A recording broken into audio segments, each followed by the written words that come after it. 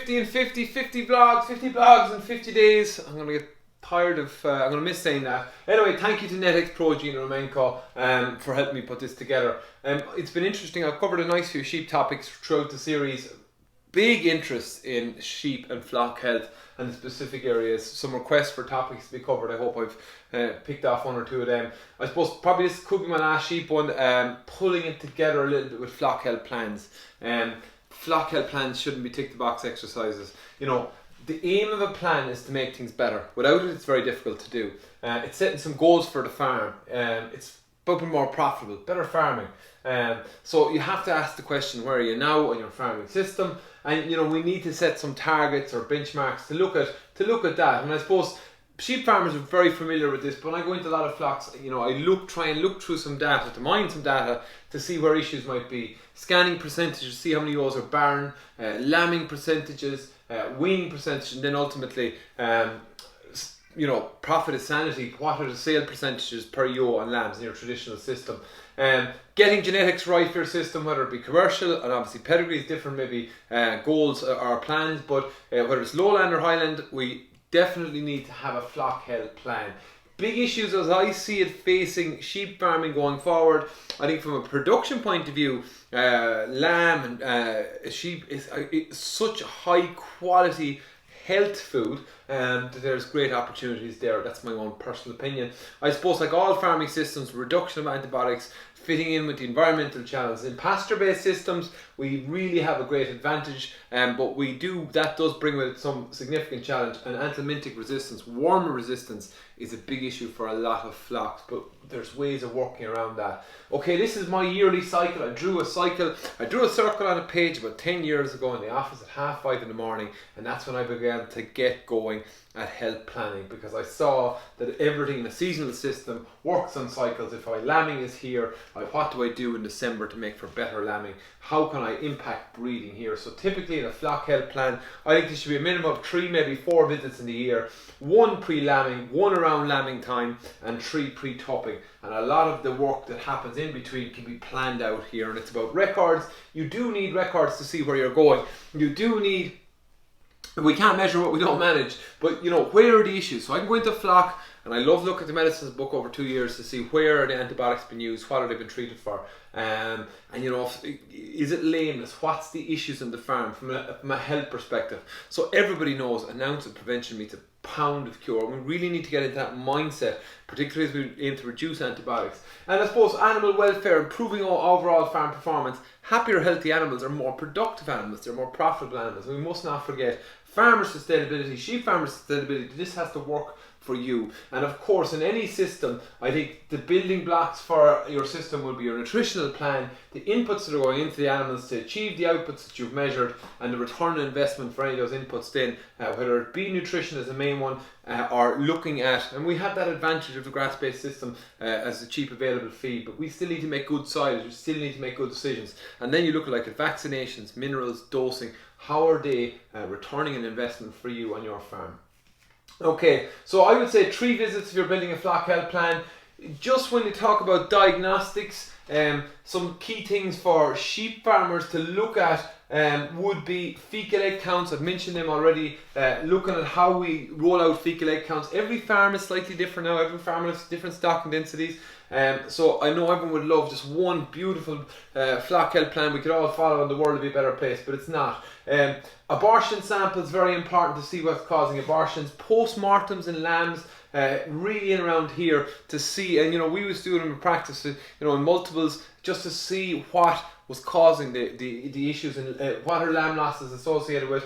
You can look at energy and minerals, obviously, for forages and silages. Huge impact on lambing performance. What are your deficits in minerals? What can you feed? Where is your body condition? Where's your energy and protein in your feed? Protein, again, it'd be something I'd be looking at back here in silage. what impact is that going to have on colostrum quality in the yolk? Big impact. And when we can look at bloods for other diseases and different things, but there's a number of diagnostics each farm might fit in to their plan. Every farm should be thinking about fecal egg counts. Every farm should be thinking about the value of postmortems to build a picture up, particularly lamb postmortems here.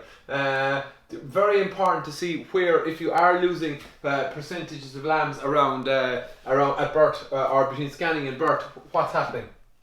Okay, so each visit here, what I would have traditionally done was we would have dealt with the issues of the day, retrospectively look back to the last visit, were we on track, and of course looking forward to set some actions in place. Now, flock health planning shouldn't be about a task. I've tried all these different systems, particularly dairy, beef and in sheep, and it's not about giving people 20 things to do. A plan is about giving 1 or 2 tasks to do. 1 or 2 changes a year, 3 changes a year can have such a rolling impact over 3 or 4 years. And you know, as we get better into it, and some of this challenging thing will be, you know, the environment that the animal is in, particularly around housing time, might be a massive impact. If it's space, if it's water drinkers, if it's bedding, if it's drainage. They come at a cost, and sometimes you have to be able to cost out over 5 to 10 years what an investment in facilities will return to you. And all this stuff becomes a very evolved and very useful plan. Okay, so it's about making progress. You know, farming, and I said in my thought for today yesterday, it's not about perfection. It's very hard with working in farming animal systems to achieve perfection, but we all must be trying to achieve progress, because there will always be one issue resolved, something else will come up, and that's what farming is. Farming rarely achieves perfection. Any farm you go onto will have some challenge or another, but you know, the real good farms are always making progress, and probably any business you could apply that rules to. So again, if I'm looking at a flock health plan, I look at the medicine book. Where are the issues? Is it the big ones? Lameness. We talked about lameness control plans already. Is it abortion? Are we having a lot of barren ewes? Are we losing a lot of lambs between scanning and lambing? What could it be? Lamb health is a big area for focus, and that's why it gets such close attention here. The nutrition of the ewe and the lamb get such close attention. Parasites then again are another area that really need managed, and there's lots of other ones on farms.